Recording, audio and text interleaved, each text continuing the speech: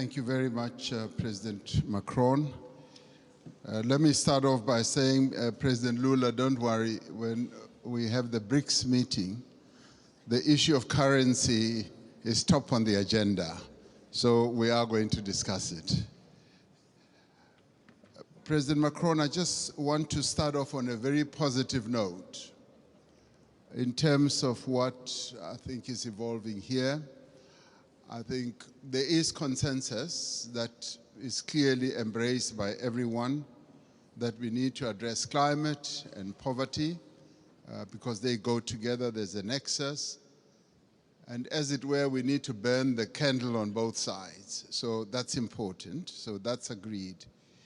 And we all recognize and accept that we need capital at scale to address the key challenges that many countries in the world face, particularly the developing economy countries. And we also would be agreed that there needs to be more cooperation and coordination between your development banks, multilateral development banks, and the private sector. There needs to be coordination so that there is no fragmentation, which you kept talking about. But I think what is important to many of us is that there should be solid consensus on the reform of the financial architecture of the world. Because without that reform, the dreams and the objectives that we have to address our challenges will not be realized. And those reforms need to touch on a whole range of issues. Mr. Mo Ibrahim yesterday even spoke about something that we may think is insignificant, that the boards of directors of your multilateral institutions are not made up of independent directors. They are largely internal people or shareholders. So that in itself, for us, it's an important reform. We also need to look at the distribution of the special drawing rights. I find it a bit difficult to be told that this is set in the rules and it will forever be like that, and that it's either you get 0 or you get 34 billion. In our view, this is not a zero-sum game. It's a game where we all need to be dealt with equity in an equitable manner. And there is a need for reform in that regard as well. And the other important thing for this to happen, it will help us not to participate as unequal cousins in these institutions. It will help us to participate fully, and so that we don't have a sense that we are beggars, that we are being dealt with out of generosity.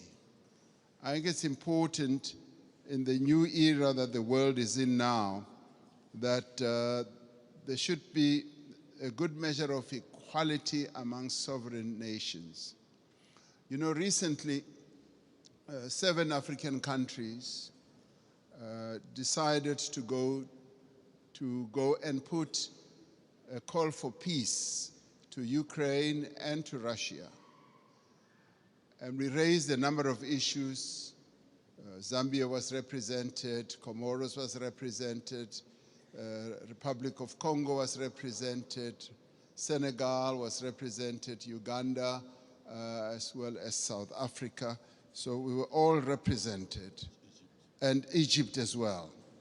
So we were all at one, that even as we were going to address an issue of the war which has had a negative impact on the African continent, which is the rise in prices for food, rise in prices for fertilizers, we were clear that we are not going there as beggars.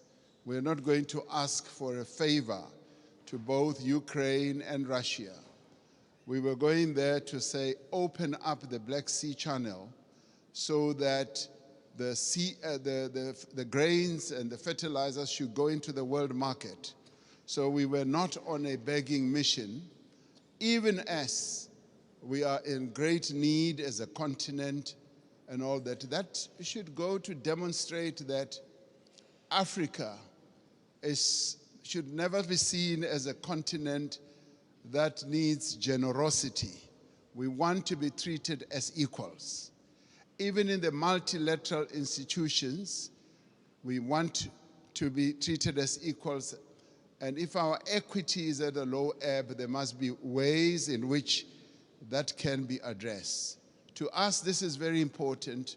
Our sovereignty is one of the things that we hold on dearly to. And we demonstrated that very clearly to both President Zelensky and to President Putin when it came to this issue. Even as there were suggestions that, yes, we can donate this, we can donate that, we said, we want you to release these grains and fertilizers to the world market so that the world can trade in these commodities and other issues we can handle in a different way. I wanted to make that point so that it should be understood where Africa has evolved up to. We want to be key players on the world stage, want to be key players even in the financial markets and in the MDBs. Now, these are the positive things. I do, Mr. President Macron, want us to address another issue which to us is a bit of a negative. You will have heard President Sisi talking about the 100 billion that was promised in Paris. President Sassou Nguesso yesterday as well also spoke about it at the dinner. Now, there is that issue that a number of the commitments that have been made have not really been fully lived up to. But before I get into details, let me immediately say that we recognize the many initiatives that have been put on the table, and a number of countries here have done so. Germany has gone out of the way to put a number of initiatives, and the US has also done a number of things. But there have been times when we felt like we were beggars. I played a key role as chair of the African Union during the COVID period. We felt like we were beggars when it came to vaccine availability, when we felt we needed access to vaccines, and the Northern Hemisphere countries had bought all the vaccines in the world, and they were hogging them. And they didn't want to release them at the time when we needed them most. And we felt like we were begging. And at times it felt like they would just be droppings from the table, that yes, we will give you that and that. And let me tell you something that generated a lot of resentment. We resented that, and it got worse when we said we want to manufacture our own vaccines. And when we went to the WTO, there was a lot of resistance, enormous resistance. And we kept saying, what is more important, life or profits by your big pharmaceutical companies? And that too, I must tell you now, generated and deepened that disappointment and resentment on our part, because we felt like life in the Northern Hemisphere is much more important than life in the global South. And these are issues that need to be addressed. And I'm glad that we are all seated here like this, because we've got to get to the heart of these matters and address them. Now, I come to promises that have been made. And Chancellor Scholz was saying, we've got to walk the talk. Yes, we want to see the talk being walked. President Sassou Nguesso yesterday said at the dinner, $100 billion was promised per year. And he was saying, I've never seen that. And many of us will testify that that $100 billion has never really been made available. And this should stand out as something that needs to be addressed. Because sometimes we sit at conferences like this and say, yes, we'll make this available, and we believe you. We believe you, but now the tire must hit the tar. We must now see action flowing from that. Now, I want to then talk about something very practical. President Sassou Nguesso raised it yesterday. He said he would be happy if flowing from this summit, we do something very practical on the infrastructure side.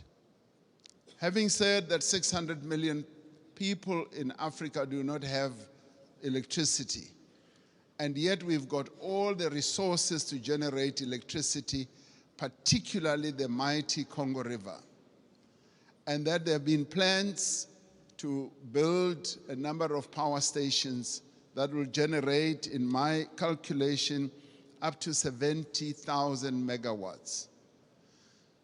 And he said, and I want to speak in support of this proposal, that to prove that these summits are not summits where we just talk, flowing from the Paris COP as well as others, let us now put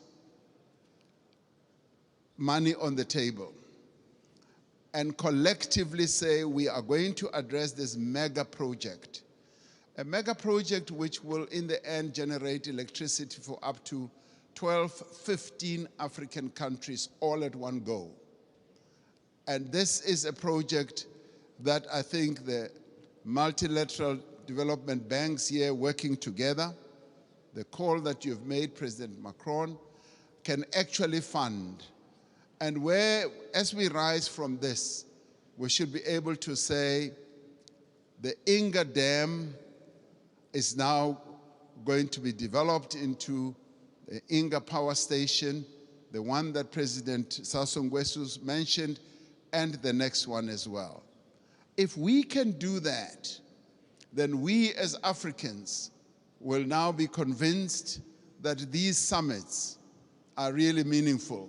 We will now go home and say, you know what, it's worthwhile going to these summits, coming to Europe, and to listen to all the promises because they are willing to act on the promises.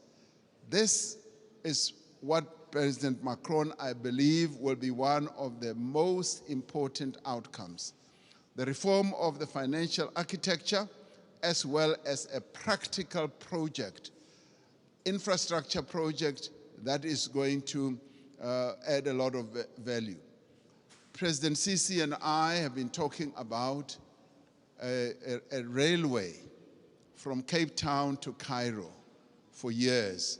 We will leave that for the next summit, but the one on generating electricity and building power stations on the Inga Dam is the most important, that is immediate, that I believe needs to be addressed now.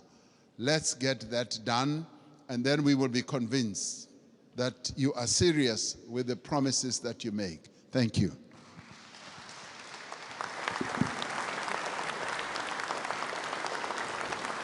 Thank you, Cyril. Thank you, everybody. Mesdames et messieurs les chefs d'État et de gouvernement, mesdames et messieurs, en vos grades et qualités, il est temps maintenant de conclure ce sommet et je vais essayer, après les discussions d'hier, le dîner que nous avons eu et l'échange très fructueux qu'il y a eu ce matin, de faire une conclusion opérationnelle.